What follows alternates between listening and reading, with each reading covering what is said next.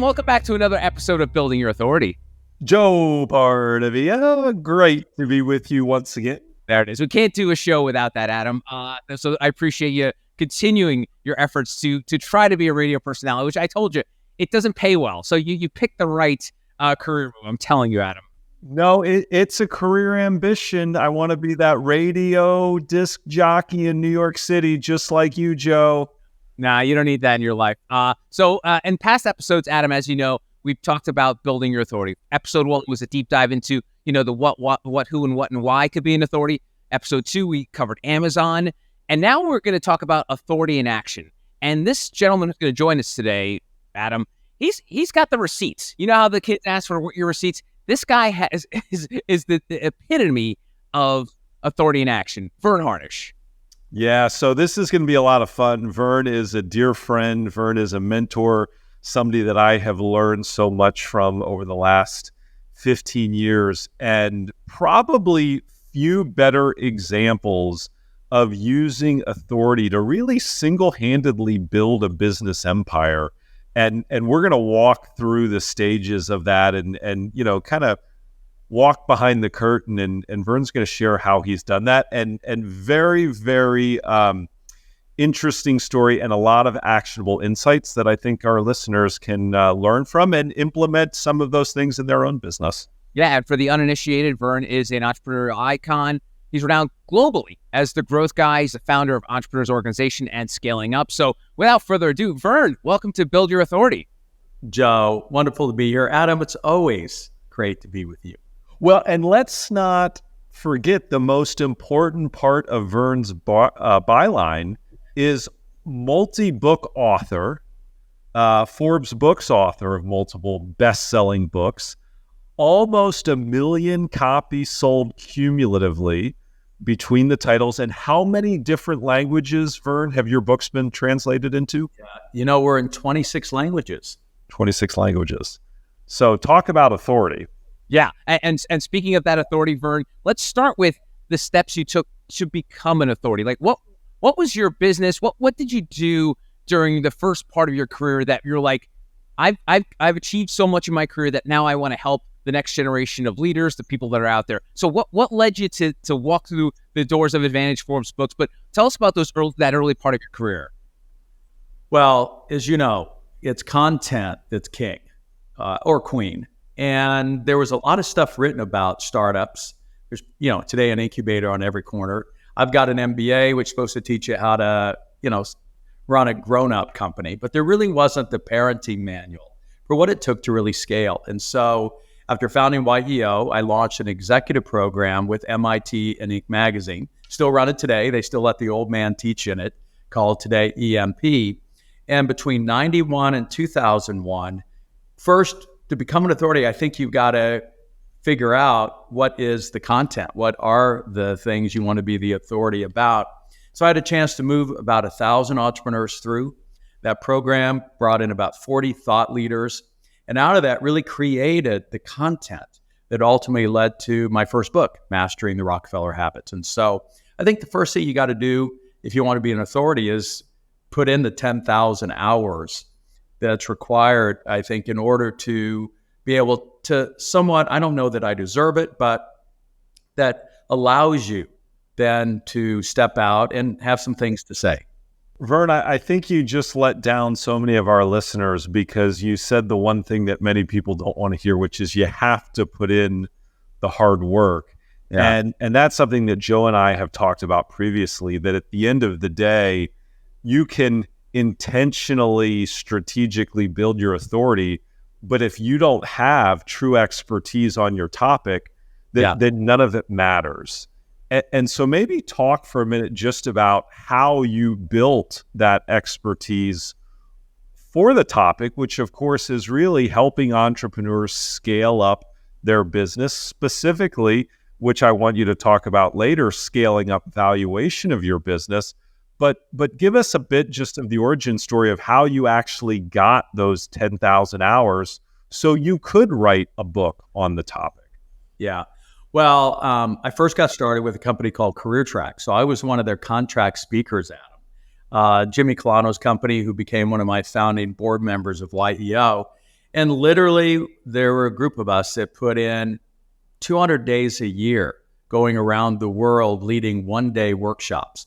And so you really get familiar with your content and the audience. But, who we're here to talk to are business owners.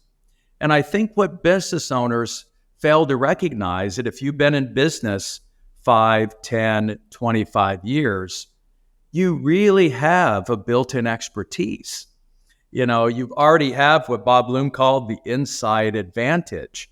Now it's time for you to sit down and really codify that and get it succinctly stated. We were talking just with a group we have here at the boot camp, the 2-day boot camp that you guys provide to really allow these entrepreneurs to get the assets, the content assets they need to be an authority.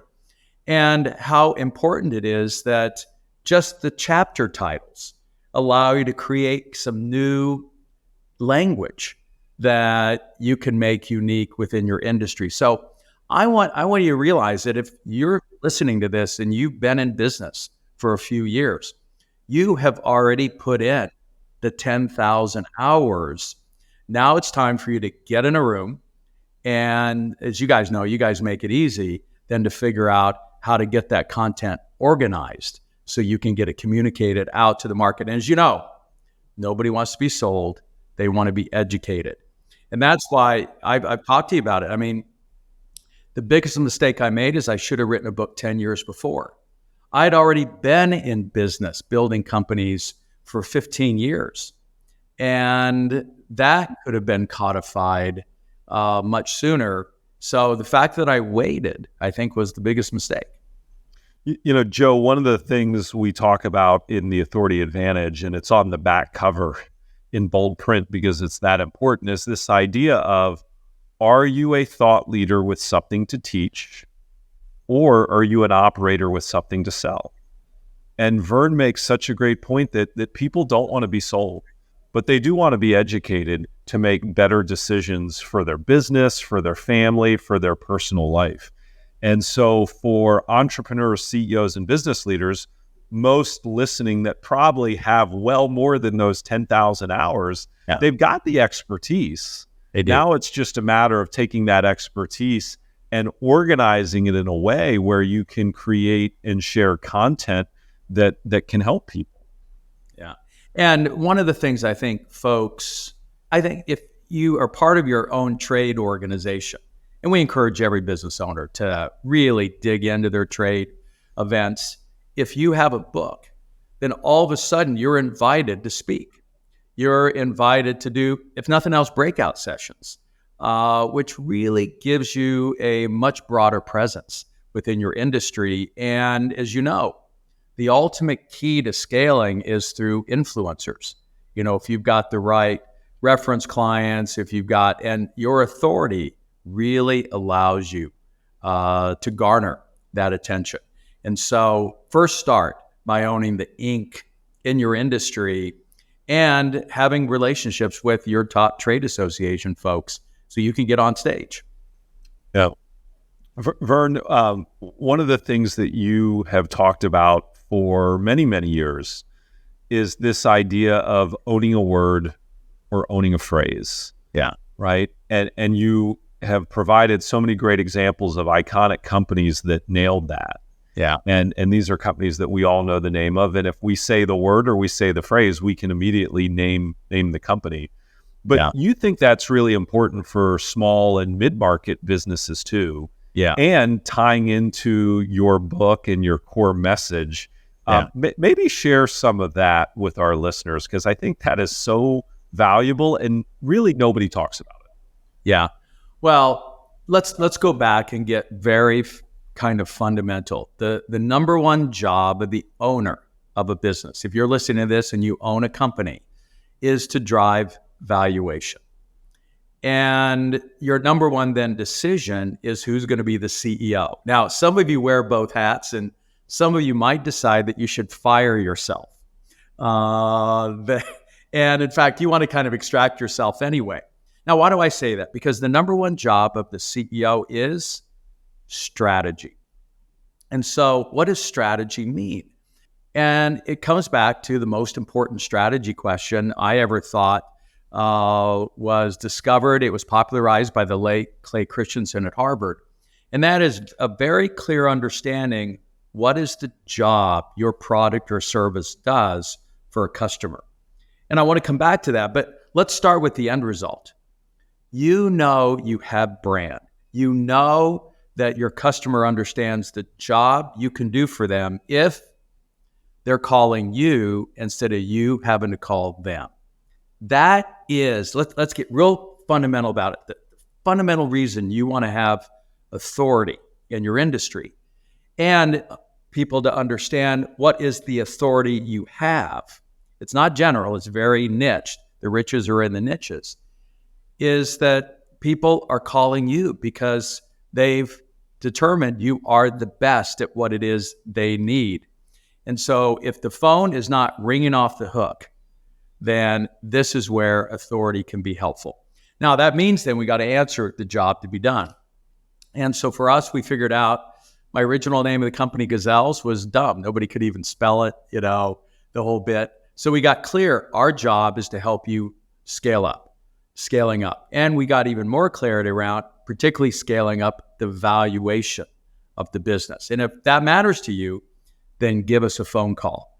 You guys know the popular examples. Google, it's search.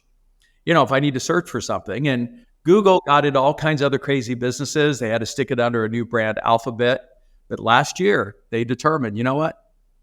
$2 trillion of our $2 trillion valuation has been tied to one thing, search. And our next trillion is going to be tied to search. Now, they said they're going to replace search. They got to get into the AI business, but they got distracted and lost sight of the job we most needed them to do. And now we're going to ChatGPT in many cases instead of Google. So they're trying to catch up. Domino's, man, if I need a pizza delivered, nobody can own pizza. But if I want it delivered, I didn't say it was the best pizza, but if I want it delivered in 30 minutes or less, they created a global brand that put $4 billion, not that money's everything, but it put $4 billion of value in Tom Monahan's pocket, which, by the way, he ended up giving away all to charity. So what is the word or two you own in the minds of your market?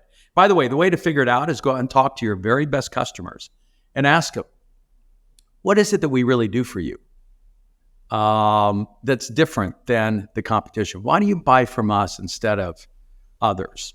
And that's when you begin to get an insight to the answer to this question. Then make that the title of your book. Yeah, I was going to say, Verne, and you very wisely in 2014, when you released the book Scaling Up, of course, you rebranded your company from Gazelles to Scaling Up around the same time. Yeah. You really made everything the focus of job to be done for the core customer. Yeah. Which is, of course, scaling up, but not just scaling up valuation. Yeah. Well, and then as a result, Adam, you've done the same. Yes, you guys can help write and publish books, but there's all kinds of folks that can do that. You've said, look, our job is bigger than that. It's one thing to have a book, but we've got to really help you establish your authority. So what's the title of your book? The Authority Advantage. Exactly. And the title of this podcast, Build Your Authority. Exactly. And so figuring out that for your industry, for your company, is a critical step. And I know that's what you guys help people figure out as part of their content strategy. Well, let's connect those two dots, books and authority. For many people, as we've been discussing, books equal authority. And Verne, correct me if I'm wrong, your book, Mastering the Rockefeller Habits, came out in 2002. Was that correct? Yeah. Okay. So how did that step of writing that book, putting it out, reaching the masses, how did that propel your authority at the time? Yeah. Well, you know what? Still, first, it is arduous to write a book. Let's not kid anybody. I mean, you can have it all written and you're not halfway done. Figuring out who you're going to dedicate it to, getting the testimonials. There's so many I's that got to be dotted and T's crossed. That's why, you guys make that easy. Otherwise, it can be a difficult process. And it's a little bit like giving birth. I have no idea. Your wife, Adam, just gave birth to your second child. So us dudes cannot claim at all that we have any appreciation for that. But it really is about a 9-month gestation process. Yeah. And you know what's cool? When you get that box of books and you open it, it's like, there's my baby. There's my baby. So how is it helpful? First, it is the best calling card. You can tell your story in 25,000 to 40,000 words instead of what you can print on a business card. And nobody has business cards anyway. Number two, it's going to sit on, people don't throw them away. You know, it's hard to take a book and throw it in the trash, but it also forces you to get your thoughts organized for you to think through these strategic decisions, questions that we think are important. And then, like I said, once you've got a book, there's this impression that you've got some expertise that others in your industry don't. So all of a sudden you get invited to do breakout sessions. And if you got trade show booths, you want to pass these things out by the dozens. And as we talked about, it's about giving first before receiving. And there's something about Robert Cialdini's, principles of influence, that by me giving something to you of value, a book, there then becomes that sense of reciprocity. And I think that cannot be underestimated. Plus, you know what else we talked about? If nothing else, write it for your kids. Adam, I heard a story this morning I have never heard you tell, even though I've known you for a couple of decades. You got to share that. You probably have on podcasts before, but share it. So I'll share the story, and then I want to dive into something that you said that I think is very instructive. But to your point, Verne, if you were to write a book for no other reason than your family, that's probably reason enough. So there's an author, very well-known scaling up coach. His name's Andy Bailey. He's a dear friend of Verne, dear friend of mine. And he had written a book with us a few years ago. And he called me one day and he said, "Adam, you're never going to believe this story." And I said, "Andy, I've heard a lot, but try me." And he said, "Well, my mother-in-law and I, we've never really seen eye to eye. And I've never really felt that she thought much of me." And he said, the strangest thing happened. When I gave her a copy of my book, she looked at me a little bit different. And then I came to learn that she went to Amazon and bought a dozen copies and handed them out to all of her girlfriends that were in her bridge group. Yeah. And you're right. I mean, this is what the power of a book can do. Now, something that you said, Verne, that I think, is very, very instructive when you were talking about creating the book and talking about then publishing it, you call it tithing. And of course, you're soon to cross over the 1 million copy mark, 1 million copies sold, which, by the way, full disclosure to everybody listening, Verne is in the top 0.00001% of all authors in terms of number of copies sold. So I don't want anybody to think that this is easy to do and likely to happen, because it's very difficult. But one of the things that you said, Verne, is you took a tithing approach. And that is that, of those 1 million copies that you've sold, or close to 1 million copies that you've sold, you've probably given away close to 100,000 copies to seed interest in getting people to buy the book for their employees, for their executives, for their friends, etc. Talk about this idea of tithing when it comes to promoting and selling your book. Yeah, look, for 99% of the business owners listening to this, or anyone who wants to establish authority, if you really think you're going to make money off the book, get that out of your head now. This is just an inexpensive, again, calling card that establishes that authority. And what it also does is, once you've gotten all your thoughts organized, now you have content that you can share across all the other mediums that we know are important. You and I, Adam, are investors in a technology that we use that can take parts of your book then and create LinkedIn profile, LinkedIn posts, just because of that, we've been able to take my following's now 45,000 on LinkedIn. And we know, particularly business to business, that's where you build key relationships. It creates Instagram, Twitter posts, and all of that. And the key point is this: you need to be where your market is hanging out. And we even talked about, right now, we know video is important. Yeah. What's good is that once you've got all the words down, now you can repurpose it in many different ways to all of the other, again, mediums that are necessary to establish your authority in the marketplace. And so that's why it's worth it. It's not a money-making venture in and of itself to sell books. And if you can get your first printing, 3,000 copies, you get 3,000 copies in the right hands in your industry. And most worlds are small, as you know, Adam. Most worlds have 500 or 600 key people that make that world go around. That's right. You've got that book in the hands of those 400 or 500. And I know that's part of what you guys do, is help people sit down and make that influencer list. That's right. And now you're at least, you got your name in front of their name. Yeah. And what you did with the tithing is, it takes guts, because there's many people that wouldn't want to take the risk and quite frankly, absorb the cost of taking 10% of the print run of their book and giving it away. I mean, I'm constantly talking authors off the ledge of this idea that they've got to pay me $29.99 to get my book. And I said, no. The big picture, if they have your book, if they see you now more as an authority, they're going to do business with you. They're going to bring you in to speak. They're going to bring you in to consult. And that's far more lucrative than $29.99. And so again, I just think that what you shared is very instructive for our listeners, that the more books you give away, the more people are going to actually end up buying your book. And, one of the other things I advise business owners to do is you want to feature your customers in the book. Like, honestly, everybody wants their name and their company name to show up in print. That's one of the things everybody else wants.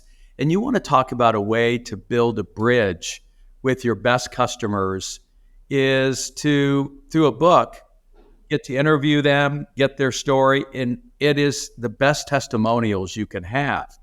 The key thing I did in Mastering the Rockefeller Habits is I got 100 testimonials I put in the front of the book, because I knew my market they don't care what I say about me. They want to hear what other people like them say about our ability to deliver on our brand promise. And so use this book as an excuse to go out and have somebody interview your customers.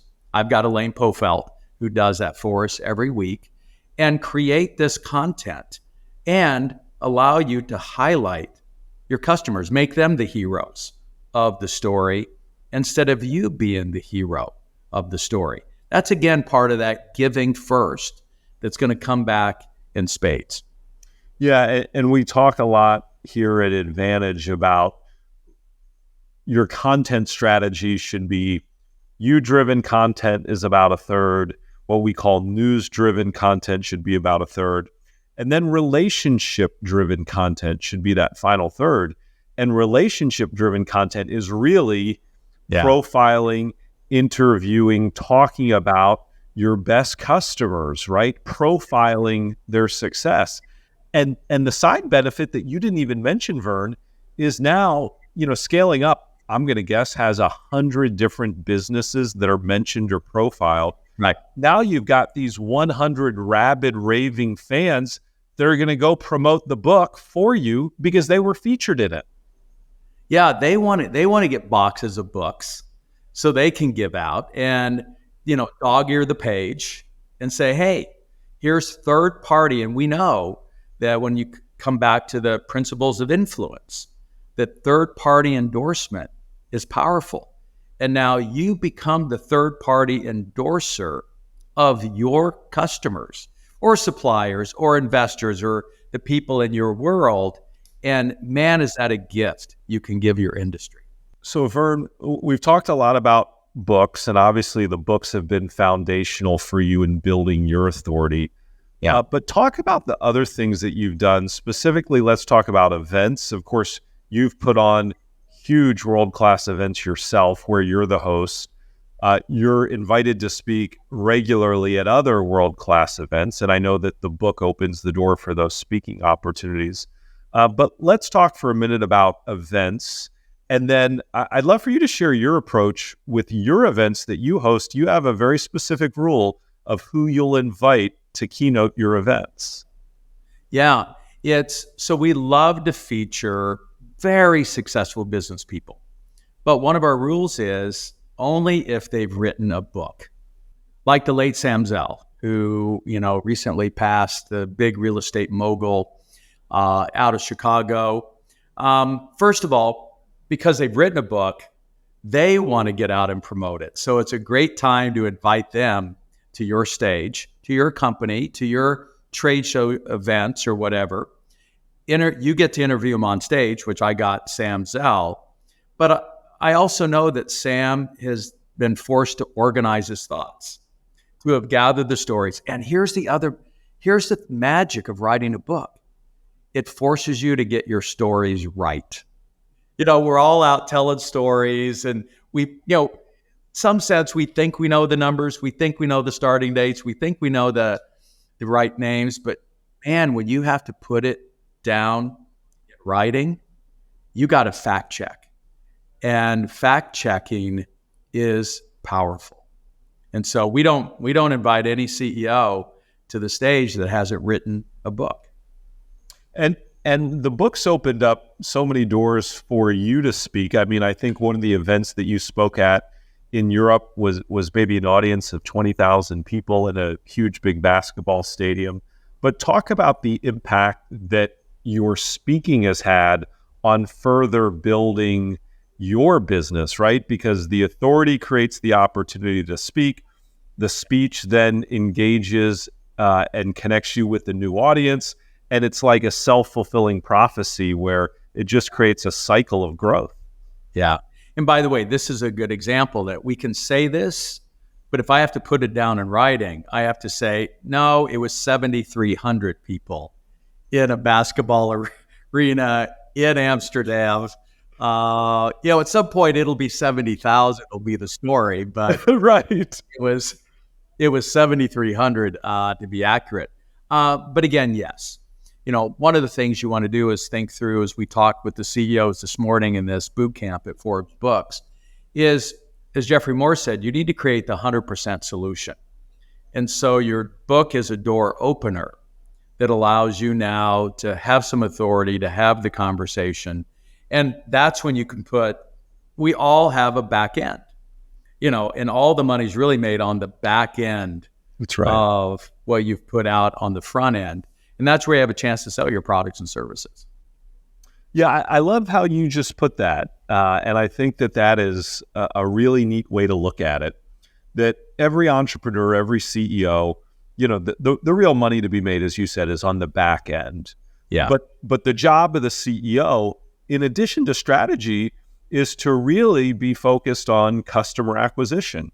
Yeah. And to acquire more customers, you've got to have a better front end. And if you're a thought leader with something to teach, that creates a really attractive front end to power your business, whether it be buying my book and reading it, whether it be speaking at an event, somebody hearing me speak and then say, hey, I need to talk to them, whether it be a podcast, right? Certainly a lot of our authorities have not only written books, but they host their own podcast. Yes. They use those podcasts to share insights and wisdom with listeners, which then creates an opportunity for those listeners to come to the back end of, hey, I need you to help me, and so on and so on. So you were very intentional about building out the back end.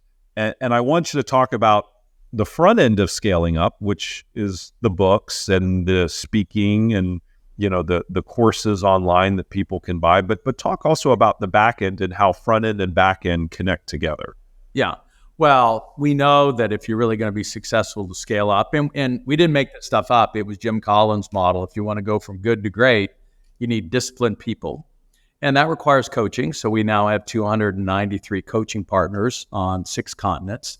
You need disciplined thought, which really only comes from ongoing executive education. So we have a whole online company university that you and your people can all go through. And then he said through disciplined action. And he emphasized that that's where technology can be an accelerator. So we have a tech platform. And even the fact that we had to, when writing the book, figure out a way to frame that so that we could all tell that same story. What's nice about a book, if nothing else, you want all your employees to read it. That way, they are all telling the same stories in the same order with the same language. And that's why really all the great entrepreneurs that we know have written books. They were as much for the employees as it was the customer. And which brings me, by the way, if anyone gets lost and they just want a simple outline for a book, you take our 1-page vision summary and you have a chapter for each of your 5 or 6 core values. You have a chapter about your purpose. You have a chapter about your big, hairy, audacious goal. And then you have a chapter telling, again, stories in every one of these areas about your 3 brand promises. Right there, you've got a 10-chapter book that allows you to codify what you mean by those 9 or 10 items. And you just created the best onboarding tool and recruiting tool that you could ever have. Just if you're out saying, hey, do you think you might want to work for our company? Take a look at this book and just scan the chapters. And by the way, you will know who you want to hire if one of the first things they say in the interview is, hey, by the way, I read the book.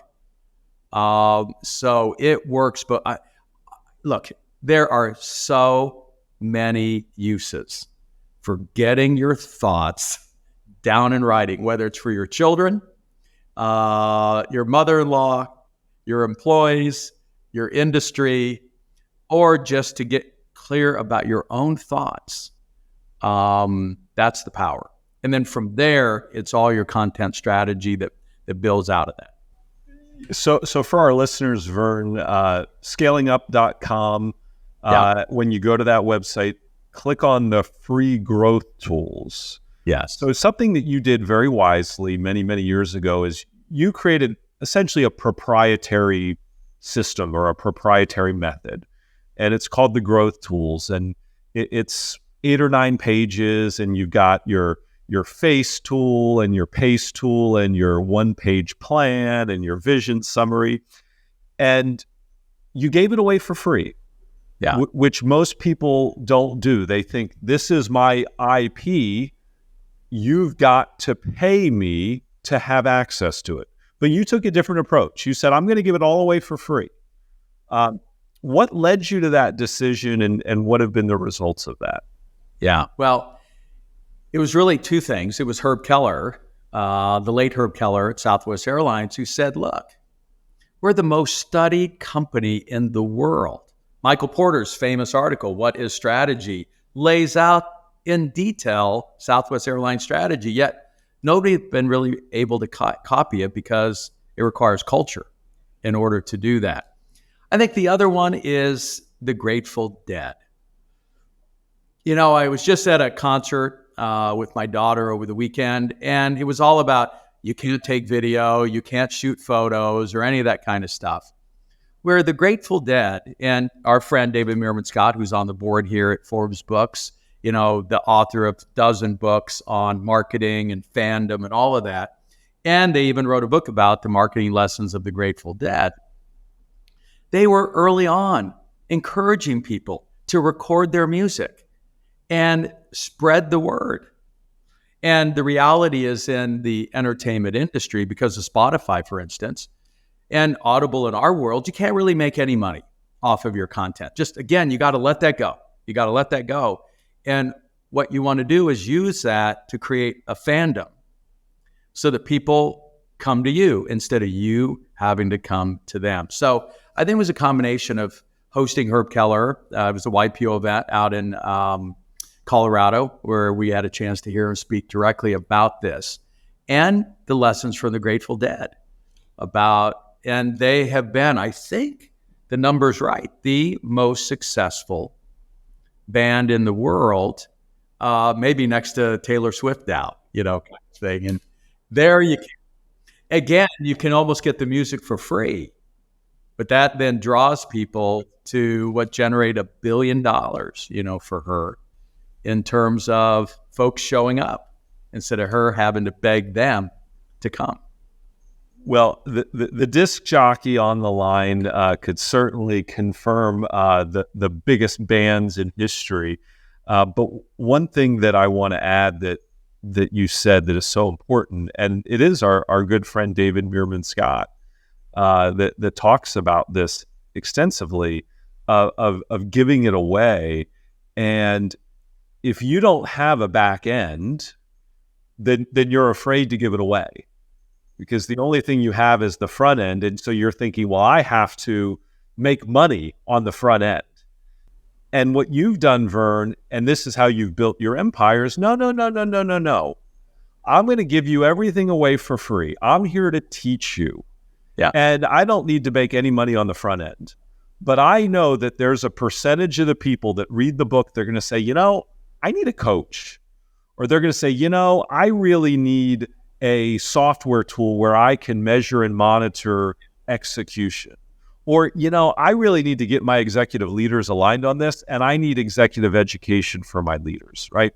Yeah. And you've built out businesses in all of these verticals that are the back end of your business. And so, it's allowed you to be this cheerful teacher versus this recalcitrant, I've got to make money if you want my content. And that, I think, is not only liberating, but it's the enlightened view of authority that most people, I don't think, see. Yeah. And, I think one of the role models right now, but I haven't checked if he's probably in the process, but is the CEO of NVIDIA. And he's going to the effort to create show up, be interviewed, putting his ideas out there, sharing how they've been able to do what they do. And look, his competition can all tune in to hear how he structures the company, why he's not a fan of one-on-ones and all of that kind of content. And he knows that is critical to building brand in the marketplace. So the good news is the business owners that we're talking to here, you got plenty of back end. So what you've got to do is, let's come back to the fundamental. Becoming an authority does one thing. It makes people call you instead of you having to call them. And that's the measure. That is the measure. Knock on wood. In my business, and I don't think that's a lot of the folks who are listening to this, mine is to get on stages and those kind of things. So far, knock on wood, I don't have an agent. I don't have any speakers bureaus.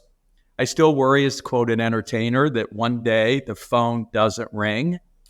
But now for 42 years, the phone has rang.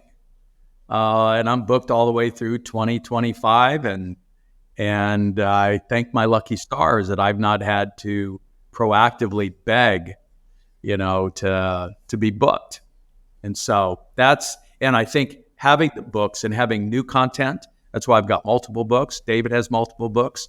And even some of the top CEOs we know have multiple books. Right. Ben Horowitz. I think a great example is Andreessen Horowitz. This is I think, considered number one most progressive venture capitalist in the world. And I don't think it's by accident that Ben Horowitz has gone out of his way to create some of the best books on what it takes to educate entrepreneurs, which, by the way, fulfills what they need. What's their Moneyball stat? We want first look at the best deals. Yeah. And his books, it's all about what they teach entrepreneurs and how to make them CEOs, and they keep them in the CEO role, has put Andreessen Horowitz on the map. And I read their blog posts, and in the pandemic, they were out leading. providing thought leadership during that whole time. And so if a venture capitalist understands the power of teaching in order to get the phone to ring, that's enough evidence for me. Our friend David Meerman Scott, I think, sums it up best. He says, the reason to have authority is to never make a sales call again.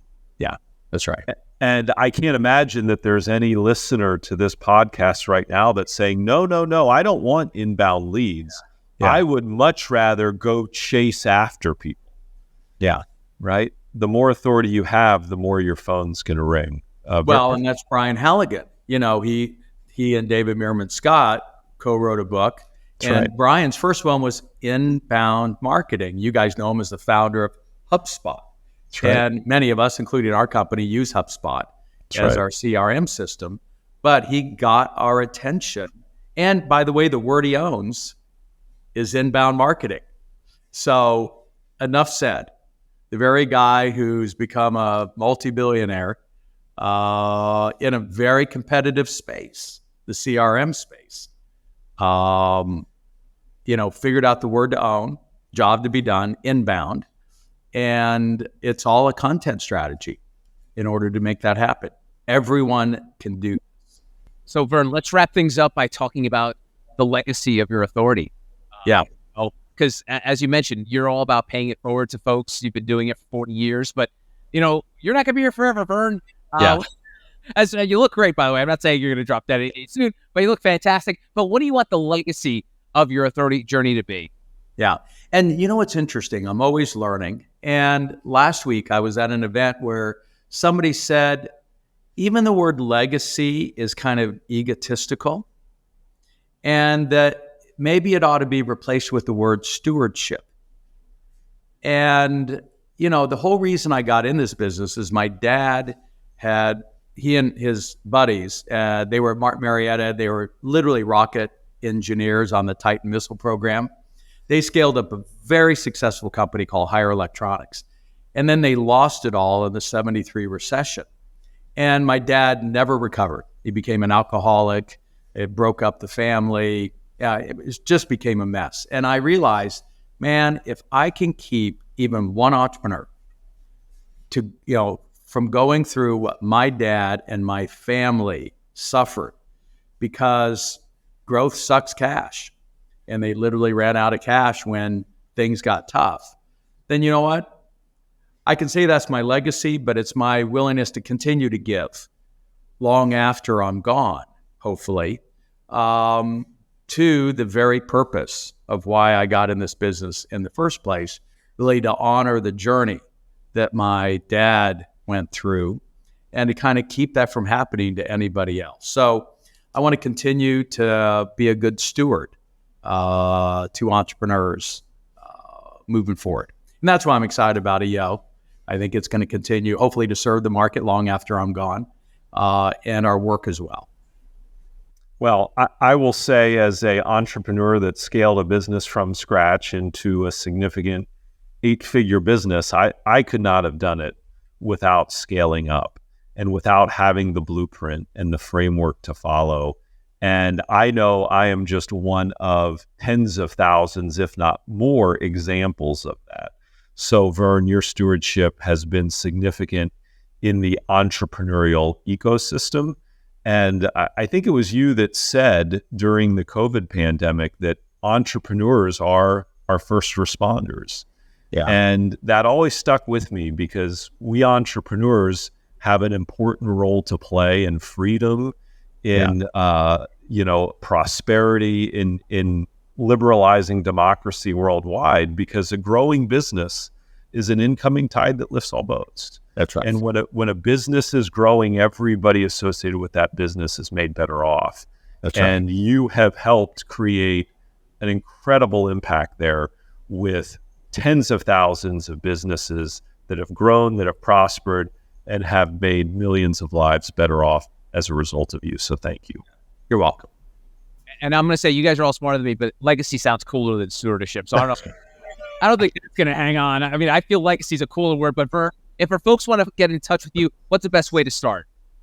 scalingup.com. And as Adam mentioned, right next to the picture of all the books are a whole bunch of free resources, a free mini course, free chapters from the book. You don't even have to buy the book, plus a link to the growth tools and others. And then my email is very easy, verne@scalingup.com. And I really do respond to those. I get help with my EA on that as well. So that's how you get a hold of me. Awesome. Verne, thank you so much for the time. I really appreciate it. You're welcome. And Adam, that's going to wrap up another episode of Build Your Authority. We've been talking about books a lot on this show. Next episode, we're going to do a deep dive into building your authority with books with one of our in-house experts. So give us a little thumbnail about what we can get into next week on Build Your Authority and writing books. Yeah, so the 4 P's of marketing, one of them is place. Now, some people would call it distribution, but where your product shows up makes a difference. And so on our next episode, we're going to have KJ Grow, who is our Senior Director of Distribution for Forbes Books and Advantage Books. She's going to talk about how to get your book in the right places to help you build your authority, help you build the brand of your book, and ultimately, hey, we're all interested in selling copies if we can. So we're going to talk about how distribution can help you sell a few more copies too. Awesome. Thanks, Adam. I'll see you next time. Look forward to it.